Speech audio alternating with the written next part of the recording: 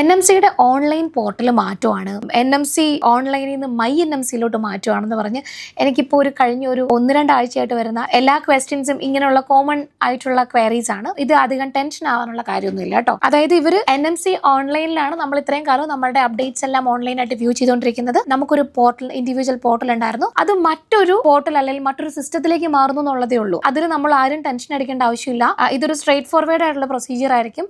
ആ ഒരു പുതിയ ആപ്ലിക്കേഷൻ നമുക്കൊന്ന് ലോഗിൻ ചെയ്യാനും അതിനോടൊന്ന് ഫെമിലറൈസ് ആവാനും ഉള്ള ഒരു സമയം മാത്രമേ വേണ്ടി വരുന്നുള്ളൂ. അതിന് നിങ്ങൾ ആരും പാനിക് ആവേണ്ട ആവശ്യമൊന്നുമില്ല. ഓക്കെ, ഇനി NMC ഓൺലൈനിൽ നിന്ന് മൈ NMCയിലോട്ട് പോകുമ്പോൾ 1-2 അപ്ഡേറ്റുകൾ അവർ പറഞ്ഞിട്ടുണ്ട്. ഒന്നാമത്തേത്, നമ്മുടെ NMC online will be unavailable from 23rd to 27th of January 2026. ജനുവരി 23 മുതൽ 26 വരെ നമ്മുടെ normal NMC online portal available ആയിരിക്കില്ല. അത് മാത്രമല്ല, 27-ാം തീയതി മുതൽ നമ്മളുടെ പുതിയ പോർട്ടൽ, അതായത് my NMC portal will be available. Okay, അപ്പോൾ നമ്മൾ അതിന് മുന്നേ, അതായത് 22 ജനുവരിക്ക് മുന്നേ നമ്മളുടെ ആപ്ലിക്കേഷൻ പ്രോസസ്സുകളൊക്കെ സബ്മിറ്റ് ചെയ്തവർക്ക് അവരുടെ ഡേറ്റ ഓട്ടോമാറ്റിക്കായിട്ടും മൈ NMCയിലേക്ക് ട്രാൻസ്ഫർ ആകും. ഇനി അങ്ങനെ അല്ല എന്നുണ്ടെങ്കിൽ, ഇപ്പം ആപ്ലിക്കേഷൻ ഇനിഷ്യൽ പേയ്മെൻറ്റ് ഉണ്ടല്ലോ, നമ്മുടെ 140 പൗണ്ട് അടച്ച ആ ഒരു ആപ്ലിക്കേഷൻ രജിസ്ട്രേഷൻ ആയതിനു ശേഷം മാത്രമാണ് ഈ ഡേറ്റ അപ്പുറത്തേക്ക് പോവുക.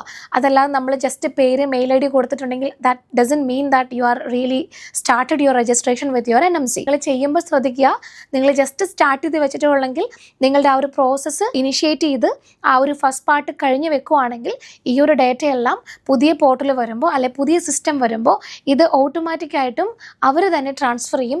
നമ്മൾ ഇതിനകത്ത് ഒന്നും ചെയ്യേണ്ടതില്ല. നിങ്ങൾ വറി ചെയ്യേണ്ട. എന്തായാലും ഇത്രയും പിള്ളേരുടെ പേപ്പേഴ്സ് ചെയ്യുന്നതല്ലേ, കുറച്ച് കൂടുതലായിട്ടുള്ള അപ്ഡേറ്റ് എനിക്ക് വരുമ്പോൾ ഞാൻ കൃത്യമായിട്ട് പറഞ്ഞു തരാം എന്താ ചെയ്യേണ്ടതെന്ന്. At the moment NMC just ഒരു അപ്ഡേറ്റ് നമ്മളോട് പറഞ്ഞു എന്നേ ഉള്ളൂ. അവർ പുതിയൊരു പോർട്ടലിലേക്ക് അല്ലെങ്കിൽ പുതിയൊരു സർവീസിലേക്ക് മാറുവാണ്. ഈ ഒരു ട്രാൻസിഷൻ പീരീഡ് എന്ന് പറയുന്നത് 23 മുതൽ 26 വരെ NMC നമ്മുടെ യൂഷ്വൽ ആയിട്ടുള്ള NMC പോർട്ടൽ അവൈലബിൾ ആയിരിക്കത്തില്ല.